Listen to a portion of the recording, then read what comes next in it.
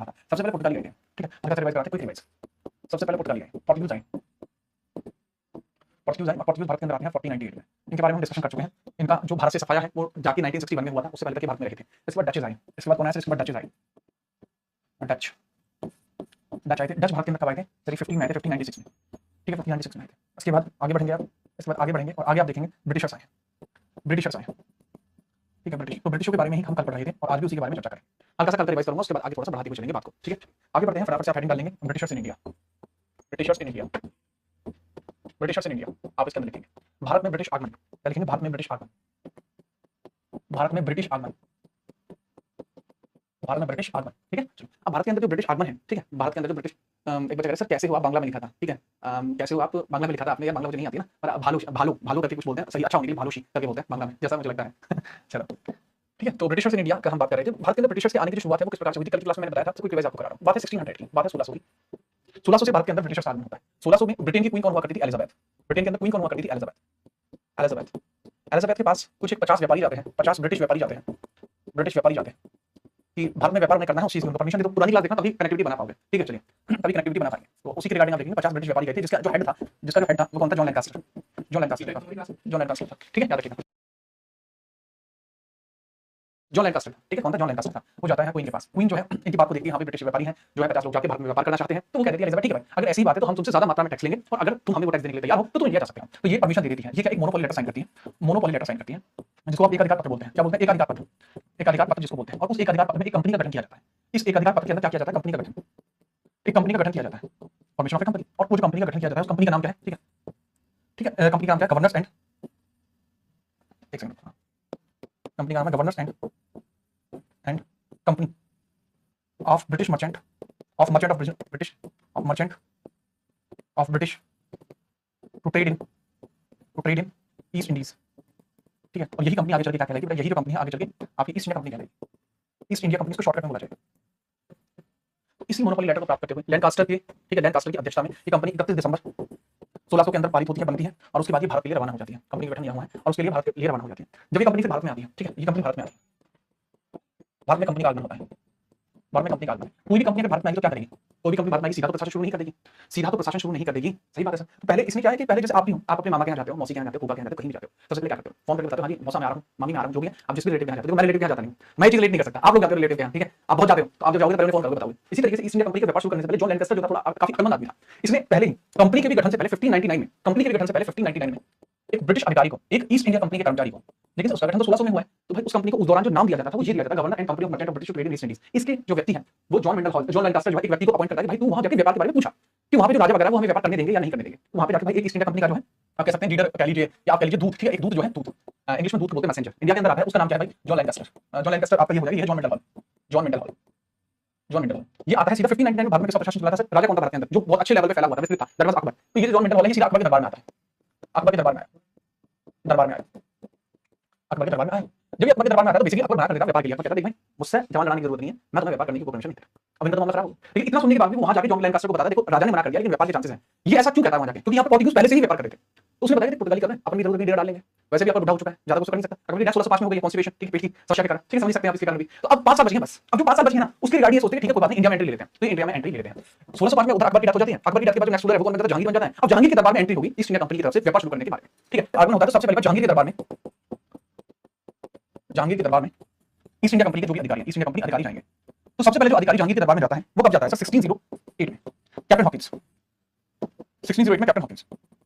अब देखो बात सही बात ये है, जैसे आप हो, मान के चलो आप कहीं पे जाते हो, आप उनसे मिलने जाते हो, उनसे आप समझ चुके हैं किसकी बात कर रहा हूं। अगर आप उनसे मिलने के लिए जाओगे तो आप पहले से सीख के जाओगे 4 शब्द इंग्लिश से, हाउ आर यू, ठीक है, ये वाला शब्द माय नेम इज जो भी है, ठीक है, and I belong to this, ये अपना इंट्रोडक्शन जो है आप याद करके जाते हैं। इसी तरीके से कैप्टन हॉकिंस जो था दिमागदार आदमी था, उसने कहा कि मैं जा रहा हूं एक ऐसे राजा से मिलने जिसको फारसी आती है, इंग्लिश तो उसको आती नहीं थी, कैप्टन हॉकिंस इंग्लिश बोलता था, इंग्लिश जहांगीर को आती नहीं थी, जहांगीर इनको कैसे परमिशन देता, वो बेगाने लगते ना। तो ये जो आदमी है ना कैप्टन हॉकिंस, ये फारसी सीख के जाता है, ठीक है, और जाता है सीधा जहांगीर के दरबार में। तो इस वजह से इस व्यक्ति को फारसी बोलनी आती थी, फारसी बोलनी सीखी इसने स्पेशली इसी काम के लिए, ठीक है। जब भी जहांगीर के दरबार में जाता है जहांगीर से कहता है चल ठीक है भाई तो अपने में ऐसे लग रहा है, ठीक है, तुझे थोड़ा बहुत व्यापार की परमिशन दे देते हैं बहुत छोटे लेवल पे, लेकिन तुम कोई कंपनी नहीं बनाओगे हमारे, तो कहता ठीक है हम व्यापार कर लेते, कंपनी नहीं बना रहे, ये क्या कहता है कंपनी नहीं बना रहे, इसको परमिशन मिल जाती है। एक और बात, जहांगीर जो था आप सभी जानते हैं, सुबह उठते ही अफीम की 2 गोली मार देता था चाय के साथ, उसके बाद 2 गोली सुबह नाश्ते में, तो 4-5 गोली अफीम की लगाने के बाद आप समझ सकते हो किस तरीके के डिसीजन ले पाएगा वो। इतनी सारी बातें भले ही कह देता है लेकिन उसके बावजूद भी एक छोटा सा पॉइंट याद जाता है कि जहांगीर ने मना किया है, उसके बावजूद यहाँ पे फैक्ट्री लगा लेता है क्योंकि इनकी बॉन्डिंग बन जाती है। जहांगीर कैप्टन हॉकिंस को एक उपाधि देता है, ठीक है, अंग्रेज खान की उपाधि। किसकी उपाधि देता है कैप्टन हॉकिंस को, अंग्रेज खान की उपाधि, अंग्रेज खान। एग्जाम में क्वेश्चन पूछा जाएगा आपसे कि अंग्रेज खान की उपाधि जहांगीर के द्वारा किसको दी गई थी, वो किसको दी गई थी, कैप्टन हॉकिंस को। देखो नॉर्मल सी बात है, आपकी बुक में भी सेम लिखा मिलेगा, लेकिन इसको याद करने का जो तरीका है वो यही है। अंग्रेज खान की उपाधि क्यों दी गई, क्योंकि इसको फारसी आती थी। जहांगीर में किस भाषा में बात की, जहांगीर में फारसी, इसलिए अंग्रेज खान की उपाधि इसको दी गई। अब जैसे बच्चे हमारे कुछ ऐसे बच्चे हैं जिनका जन्म नहीं होता, जैसे आयरन मैन है क्लास आयरन मैन कह रहा है sir this is English Khan, तो आयरन मैन इंग्लिश खान लिख रहा है और ये जो लोहा सिंह है ये अंग्रेज खान लिख रहे हैं, ठीक है, तो कोई दिक्कत ऐसी है नहीं। इंग्लिश खान लिख लो, अंग्रेज खान लिख लो, जो भी आप आराम से लिख सकते हो। तो ये तो है पहला ब्रिटिशर जो यहाँ पे गया था। इसके बाद दूसरा ब्रिटिशर है वो 1615 में गया है, ठीक है, 1615 में दूसरा ब्रिटिशर गया है जिसका नाम है टॉमस रो। 1615 में दूसरा ब्रिटिशर गया है जिसका नाम है टॉमस रो। ये भी थोड़ी बहुत जो व्यापारिक छूटें प्राप्त करता है, ये भी थोड़ी बहुत ट्रेड परमिशन प्राप्त करता है, जिसको हम हिंदी में बोलते हैं व्यापारिक छूटें। ये जहांगीर के दरबार में व्यापारिक छूटें प्राप्त करना है, क्योंकि तो जहांगीर का दरबार है वो कब से कब तक लगेगा, 1605 से लेकर 1627 तक। मध्यकालीन भारत में ये चीज पढ़ा चुका हूं। अब अगर किसी ने मुझसे कह दिया सर जहांगीर के दरबार में अपनी फिर बेटा पता लग जाएगी, ठीक है। टॉमस व्यापारिक छूटें प्राप्त करता है, 1615 में जाता है, 1608 में जाता है। कुल मिलाकर आपको दोनों ही चीजें यहाँ पे समझ में आ चुकी हैं। पहले कैप्टन हॉकिंस गया, फिर टॉमस। एक सवाल पूछा जाता है कैप्टन हॉकिंस जब इसके दरबार में गया तो पानी के जहाज का नाम क्या था, सीजीएल एग्जाम में पूछा गया था, इसलिए मैंने दयालु आदमी हूं, मैं बता देता हूं। इसका नाम था क्या, जहाज का नाम क्या था, हेक्टर जहाज था, ठीक है, जहाज का नाम था हेक्टर। हेक्टर एमजी हेक्टर नहीं है, नॉर्मल वाला हेक्टर, ठीक है, याद रखो। अब फटाफट से नोट करो, फिर मैं बात बताता हूं आगे की।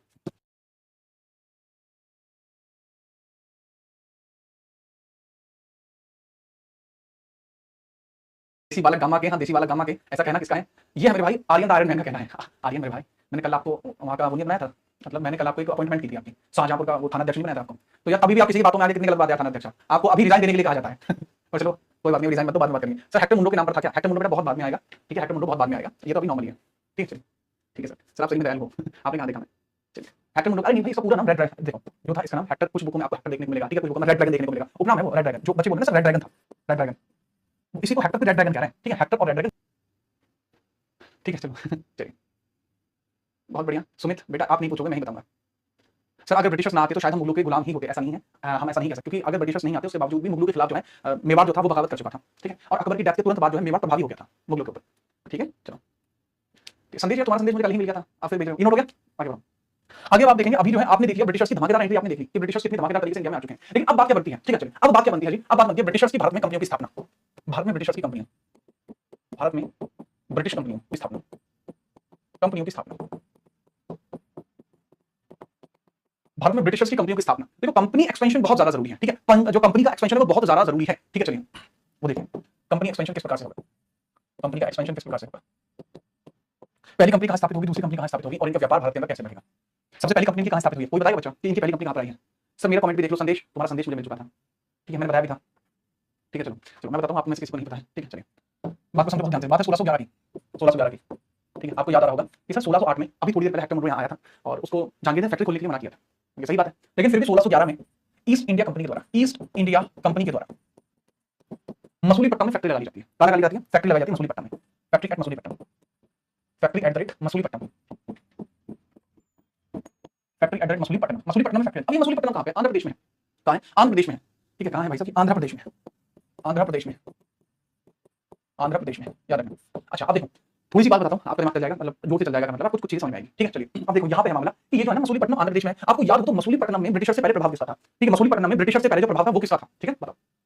सर अंग्रेजों के आने से पहले मसूलीपट्टनम में जो है पुर्तगाली प्रभाव था, पुर्तगालियों का प्रभाव था, कौन सी गालियों का प्रभाव था, पुर्तगालियों का प्रभाव था, ठीक है, बोलने का तरीका है पुर्तगालियों या फिर पुर्तगालियों का प्रभाव था, ठीक है चलिए। इसके बाद पुर्तगालियों का प्रभाव था, पुर्तगाली नाराज हो गए, इस कारण यहाँ पे अगर मैं बात करूं 1611 में 1611 में ही मिली, आप लिख सकते हैं बैटल ऑफ स्वाली होता है, battle of Swally, battle of Swally, battle of Swally, battle of Swally होता है, स्वाली गुजरात में है, स्वाली कहां है, गुजरात में, स्वाली कहां है, गुजरात में होता है, स्वाली कहां है, गुजरात में, गुजरात में बैटल होता है। ये किसके बीच में होता है, सर ब्रिटिश की तरफ से टॉमस बेस्ट था, Thomas best, Thomas best, Thomas best अपना बेस्ट देता है, ये मतलब पानी में लड़ा हुआ युद्ध था काफी ज्यादा, ठीक है चलिए, ठीक है, टॉमस बेस्ट का युद्ध था वर्सेस पोर्चुगीज, पुर्तगाली।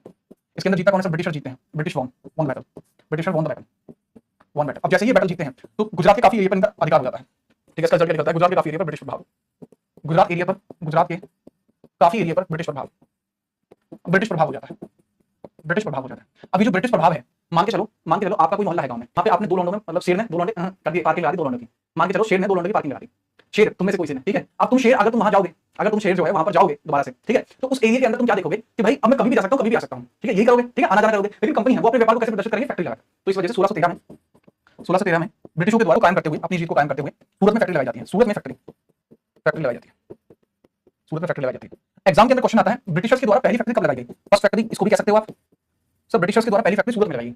अगर आप चाहें, ठीक है, सूरत में by east India company, by British East India company, east India company. अब मेरी बात को सुनो सर, आप मतलब क्या कर रहे हो सर, नहीं क्या कर रहे हो आप, यहाँ पहले लिख रहे हो, यहाँ भी पहले लिख रहे हो, क्या मतलब है सर ये, हमें तो समझ में नहीं, पता नहीं क्या लिख रहे हो आपने। पहली फैक्ट्री मसूलीपट्टनम में 1611 में ये चक्कर क्या है, देखो चक्कर ये है कि 1611 वाली जो फैक्ट्री है ये अस्थायी फैक्ट्री कहलाती है, ये फर्स्ट टेंपरेरी फैक्ट्री कहलाती है, पहली अस्थायी फैक्ट्री, अस्थायी फैक्ट्री, क्योंकि कुछ ही समय के लिए रही थी, पहली अस्थायी फैक्ट्री कहलाती है। और जो 1613 वाली फैक्ट्री है सिर्फ ये जो कहलाती है पहली स्थायी फैक्ट्री कहलाती है।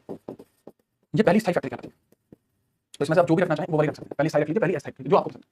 ठीक है सर, आपने बताया था डचेस ने पहली कंपनी मसूलीपट्टनम में लगाई थी। जी हाँ बिल्कुल मैंने बताया था। ठीक है जी हाँ बिल्कुल मैंने बताया था डचेस ने अपनी पहली फैक्ट्री मसूलीपट्टनम में लगाई थी। लेकिन बेटा यहाँ प्रभाव जो था आप लिख सकते थे, पुर्तगालियों का प्रभाव लिख लीजिए आप। ठीक है, एंड डचेस का लिख लीजिए प्लस डच। पुर्तगालियों को डचों का प्रभाव था। और बताओ कुछ चेंज हुआ? ठीक है आगे बढ़ते हैं। ठीक है बेटा मैं क्लास पीडीएफ की बात कर रहा हूँ, संदेश नोट करो। ठीक है नोट करो फटाफट, फिर हम आगे बढ़ते हैं।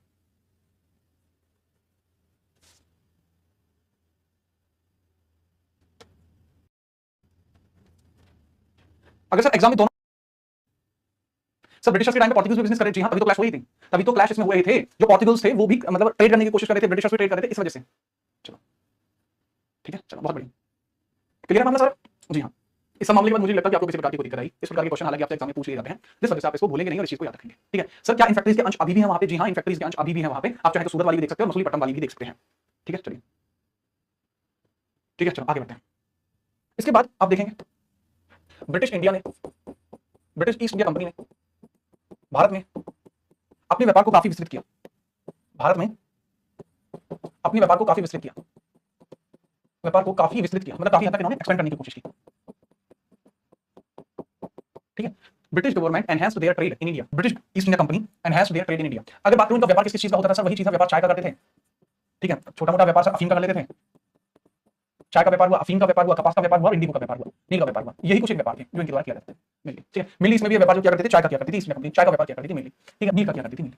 यही व्यापार थे इनके जो मिली इन्होंने किए हैं। इसके बाद लेकिन अपनी स्थायित्व को बरकरार रखने के लिए, अपने स्थायित्व को बरकरार रखने के लिए, तो बनाए रखने के लिए शहरों की स्थापना शुरू की। बनाए रखने के लिए शहरों की स्थापना की, शहरों की स्थापना की। ठीक है, शहरों की स्थापना की किसके द्वारा? ब्रिटिशर्स के द्वारा। सर मुगलों को कोई खबर नहीं होती थी क्या? देखो मुगलों को भले ही खबर होती थी, लेकिन आप खुद सोचो उस समय मुगलों की हालत कैसी थी। उस समय मुगल जो थे वो नॉर्थ इंडिया में प्रभावी थे, लेकिन साउथ इंडिया की तरफ तो मुड़कर भी नहीं देख रहे थे। समझे? ठीक है चलिए, क्लैश, क्लैश का मतलब होता है संघर्ष, क्लैश का मतलब होता है संघर्ष। ठीक है, तो अब क्या अपनी स्थायित्व को बनाए रखने के लिए शहरों की स्थापना की जाती है। इस शहरों की स्थापना में सबसे पहले 1639-40 में फ्रांसिस डे, ठीक है 1639-40 में, 1639 और 40 के अंदर Francis day, Francis day, Francis day, Francis day कौन है सर? ये जो फ्रांसिस डे हैं जिनका नाम यहाँ पे बताया जा रहा है फ्रांसिस डे का, सर वो ईस्ट इंडिया कंपनी के प्रशासक थे। ईस्ट इंडिया कंपनी के प्रशासक थे, administrator of east India company. प्रशासक यानी एडमिनिस्ट्रेटर, एडमिनिस्ट्रेटर थे। कौन थे जी? प्रशासक थे, एडमिनिस्ट्रेटर थे ईस्ट इंडिया कंपनी के। Francis day east India company के मतलब क्या कह सकते हैं आप? प्रशासक, एडमिनिस्ट्रेटर थे। ठीक है चलिए याद रखेंगे। जी हाँ, तो ये क्या करते हैं? ये क्या करते हैं? चंद्रगिरी एक स्थान है, चंद्रगिरी एक स्थान है। ठीक है, चंद्रगिरी, चंद्रगिरी के राजा से फ्रांसिस डे, चंद्रगिरी के राजा से, राजा से, राजा से रहने के लिए एक छोटा सा स्थान प्राप्त करते हैं। ठीक है, चंद्रगिरी के राजा से रहने के लिए एक छोटा सा स्थान प्राप्त करते हैं, छोटा सा स्थान प्राप्त करते हैं, स्थान प्राप्त किया, प्राप्त किया। और जो चंद्रगिरी एरिया है वो मद्रास क्षेत्र में है। चंद्रगिरी जो एरिया है ये मद्रास एरिया में। ठीक है, यहाँ पे करते हैं और यहाँ पे एक शहर की स्थापना करते हैं। जो प्राप्त है यहीं पर एक शहर की स्थापना करते हैं, इसी छोटे से स्थान के ऊपर शहर की स्थापना, और यहीं करते हैं शहर की स्थापना। और शहर का नाम क्या है भाई? मद्रास। मद्रास शहर की स्थापना करते हैं, मद्रास शहर की स्थापना करते हैं, शहर की स्थापना। इसलिए आप देखेंगे मद्रास जो शब्द है, मद्रास शब्द जो है ये किसका शब्द है भाई? ये किसके द्वारा दिया गया मद्रास शब्द है? ये जो मद्रास शब्द है ये फ्रांसिस डे ने दिया है। इसने फ्रांसिस डे ने दिया है। ठीक है, फ्रांसिस डे ने दिया मद्रास शब्द।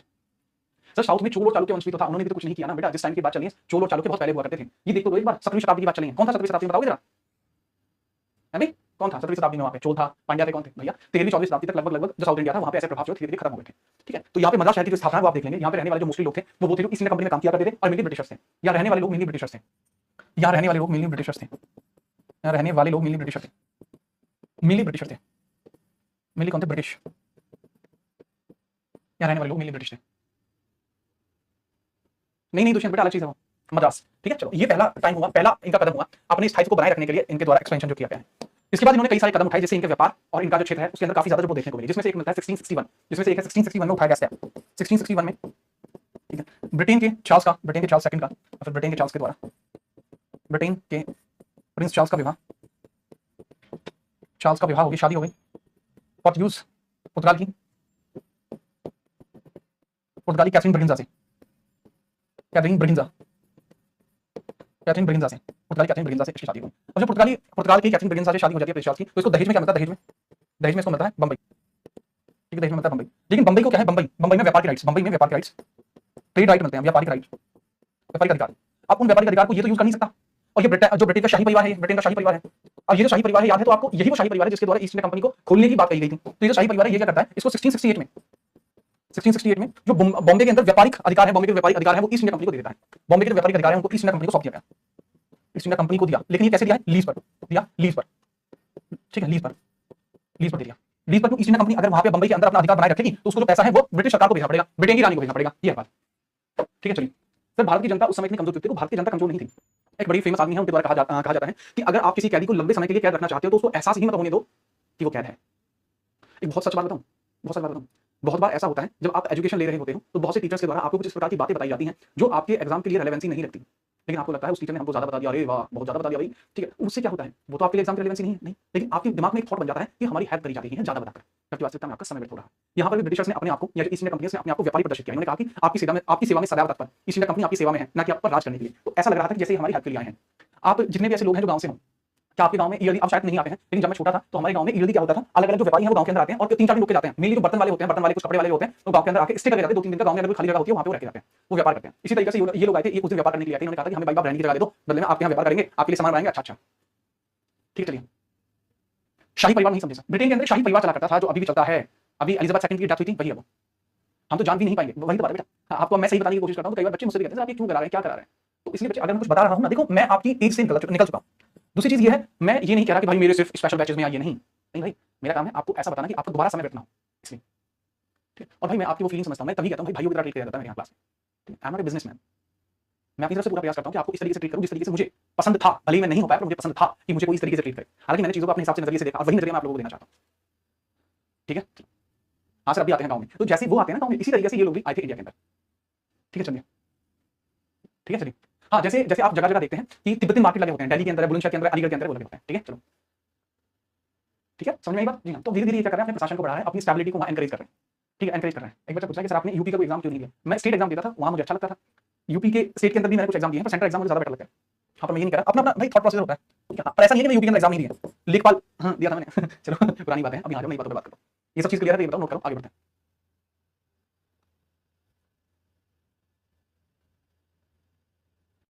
आपके सामने बात आएगी कि सर आखिरकार मुंबई कैसे बना, मुंबई कैसे बना उसके बारे में बताइए। देखो 1669 एंड 70 के बीच में, 1669 और 70 के बीच में लिख लेना, 1669 एंड 70 के बीच में बंबई शहर की स्थापना की जाती है। बंबई शहर की स्थापना, बंबई शहर की स्थापना की जाती है। बेटा नाम वगैरह दिए जाते हैं, उसके अंदर मूर्तियां वगैरह बनाई जाती है सर गैरोल्ड के द्वारा, भाई सर गैरोल्ड, सर गैरोल्ड, भाई सर गैरोल्ड, सर गैरोल्ड के द्वारा बनाई जाती है, ठीक है। चलिए आगे बढ़े, जी हाँ, ठीक है, याद रखिएगा।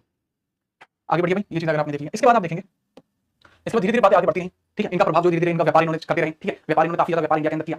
और उसके बाद एक समय आता है 1697-98 के बीच का, 1697-98 के बीच का, 97-98 के बीच का, 1697-98 का समय आता है, 1697 और 98 के बीच का समय आता है। बंगाल में सूबेदारी चला करती थी, बंगाल में सूबेदारी चला करती थी, सूबेदारी, बंगाल में उस समय सूबेदार हुआ करता था अजीम उश शान, अजीम उश शान, अजीम उश शान। ये आदमी अपने में बहुत ज्यादा नचड़ा था, एक तरीके से आप कह सकते हैं, ये आदमी अपने में क्या था, अपने में बहुत ज्यादा नचड़ा था, आप कह सकते हैं अजीम उश शान। तो अजीम उश शान जो होता है उससे ब्रिटिशर्स जाके कुछ परमिशन लेने की कोशिश करते हैं, अजीम उश शान से कोशिश की जाती है कि अजीम उश शान से कुछ परमिशन जो है मिल जाए, ठीक है, अजीम उश शान से। तो ब्रिटिश ईस्ट इंडिया कंपनी के द्वारा, ब्रिटिश ईस्ट इंडिया कंपनी के द्वारा, ब्रिटिश ईस्ट इंडिया कंपनी के द्वारा अजीम उश शान से 3 शहर जो है वो लीज पर लिए जाते हैं, 3 शहर जो है वो लीज पर लिए जाते हैं, कलकत्ता, सूतीनाथा और गोविंदपुर, ठीक है। 3 शहर लीज पर लिए जाते हैं, 3 शहर लीज पर लिए, लीज पर लिए, किराए पर लिए, लीज पर लिए, किराए पर लिए 3 शहर, कलिकता, सूतीनाथा, किनारा एंड गोविंदपुर, ठीक है। चलिए सर, औरंगजेब से भी परमिशन ली थी ब्रिटिशर्स ने, नहीं। ये जो पर्सन है, इसको बंगाल का जो सूबेदार है, ठीक है, इसको बंगाल का सूबेदार भाई औरंगजेब, औरंगजेब याद रखना, बंगाल का सूबेदार जो है ना अजीम उश शान को औरंगजेब ने नहीं बनाया था, अजीम उश शान को बंगाल का सूबेदार किसने बनाया था सर, वो औरंगजेब के द्वारा ही बनाया गया था, ठीक है। चलिए याद रखेंगे, जी हाँ सर, कोई समस्या नहीं सर, कोई समस्या नहीं है, इस चीज को हम याद रखेंगे, ठीक है। चलिए, तो कलिकत्ता हो जाएगा, सूती नारा हो जाएगा, कुछ जगह सूती नाती लिखा जाता है इसको, कुछ जगह सूती नाती लिखा मिलेगा आपको, सूती नाती जो भी आपको लिखा देखने को मिले, कलिकत्ता, गोविंदपुर। अब इसी के द्वारा, इसी के शहर के ऊपर, इसी तीनों शहरों को मिलाकर, इन्हीं तीनों शहरों को मिलाकर, ठीक है, मॉडर्न कलकत्ता की स्थापना हुई है, मॉडर्न कलकत्ता की स्थापना हुई है। मॉडर्न हटा रहा हूं, आप समझ जाना जो आज की डेट का कलकत्ता है, कलकत्ता की स्थापना हुई है, कलकत्ता की स्थापना हुई है। और इसी कलकत्ता की स्थापना को, इन तीनों शहरों को मिलाकर कलकत्ता की स्थापना हुई है। इसी कलकत्ता की स्थापना 1700 में जॉर्ज चार्नॉक के द्वारा फोर्ट विलियम्स की स्थापना की जाती है, जॉर्ज चार्नॉक के द्वारा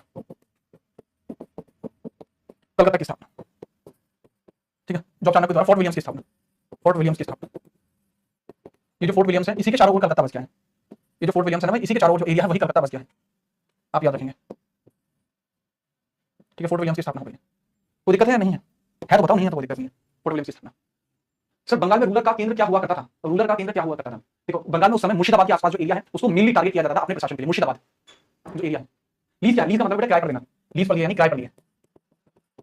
अब जो चीज किराए पर ली गई उसी के अंदर इन्होंने फोर्ट विलियम्स बना लिया, इसके आसपास के एरिया को कलकत्ता डिक्लेयर कर दिया गया। बंगाल में रूलर का केंद्र मैंने बता दिया आपको, ठीक है, याद रखेंगे जी हाँ। कोई समस्या आई तो बताओ वरना इसको नोट करो फिर आगे बढ़ते हैं।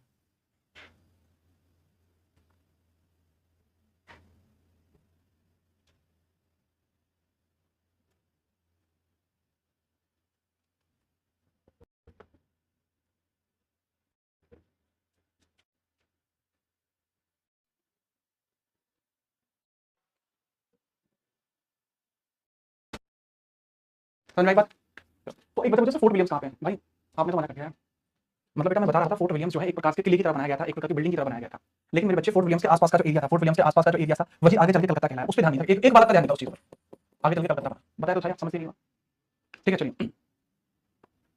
ठीक है चलिए, ठीक है क्लियर है जी हाँ। यहाँ तक मुझे नहीं लगता आपको कोई समस्या हुई होगी, आप समझ चुके हैं। आगे बढ़ता हूँ मैं, ऋषु भाई आगे देखो। इसके बाद क्या होता है, अभी हमने क्या देखा, अभी हमने ये देखा, ये आप मैप देखो, अब आपके सामने बनाया जाएगा जीआई टैग प्राप्त खतरनाक मैप, ठीक है।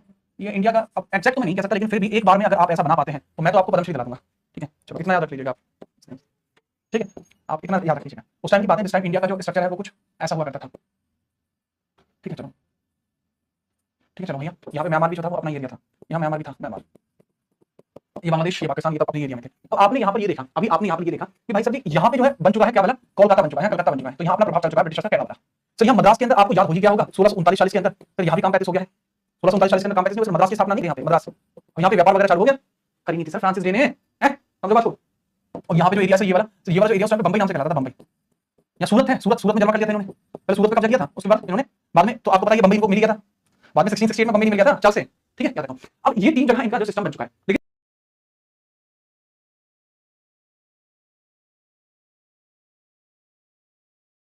3 जगहों में इनकी सबसे मजबूत फैक्ट्री कहां पे है और सबसे बेकार इंडिया का प्रशासन कहां पे है। उस दौरान अगर मैं बात करूं, ये जो एरिया है यहाँ पे कई सारे मराठा, अगर मैं मेनली बात करूं तो मराठा का राइज हो चुका था, या राइज ऑफ मराठा हो चुका था, राइज ऑफ मराठा, ठीक है, राइज ऑफ मराठा।